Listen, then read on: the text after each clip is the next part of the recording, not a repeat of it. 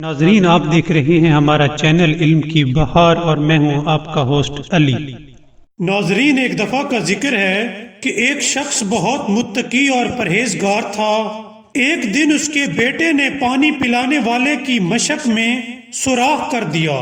جب پانی پلانے والے کو پتا چلا کہ عابد کے بیٹے نے سوراخ کیا ہے تو وہ شکایت لے کر عابد کے پاس آیا اور کہنے لگا کہ آپ کے بیٹے نے میری مشق میں سوراخ کر دیا ہے۔ میں ایک غریب سا آدمی ہوں اور آپ کے پاس شکایت لے کر آیا ہوں۔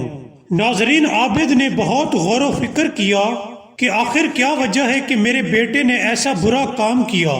اس نے سوچا کہ میں نے آج تک ایسا برا کام کوئی نہیں کیا جس برے کام کا اثر میرے بیٹے پر ہو۔ ناظرین، تب وہ اپنی بیوی کے پاس آیا اور پوچھا کہ کیا وجہ ہے کہ میرا بیٹا میرے اور دیگر لوگوں کے لیے باعث اذیت بنا ہوا ہے، اور پوچھا کہ تم سے کوئی ایسا برا کام تو نہیں ہوا جس کا اثر ہمارے بیٹے پر آ رہا ہے۔ بیوی نے کہا کہ آج تک میں نے کوئی برا کام نہیں کیا، مگر مجھے یاد ہے کہ ایک بار میں پڑوس میں گئی اور ان کے گھر انار لگے ہوئے تھے۔ میرے دل میں خیال آیا کہ کیا یہ میٹھے ہیں یا نہیں۔ تب میرے پاس ایک سوئی تھی، میں نے سوئی کو انار کے اندر ڈالا اور اس کا ذائقہ چکھا، اور یہ کام میں نے پڑوسیوں کی اجازت کے بغیر کیا تھا۔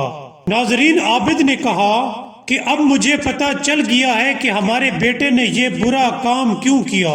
اگر تم اس دن بغیر اجازت کے انار نہ چکھتی تو آج ہمارا بیٹا یہ برا کام نہ کرتا۔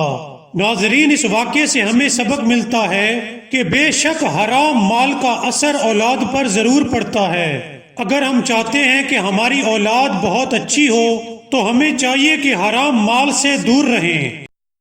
ناظرین، اگر آپ کو ہماری ویڈیو پسند آئی ہو تو سبسکرائب کرنا مت بھولیے گا۔ Thank you.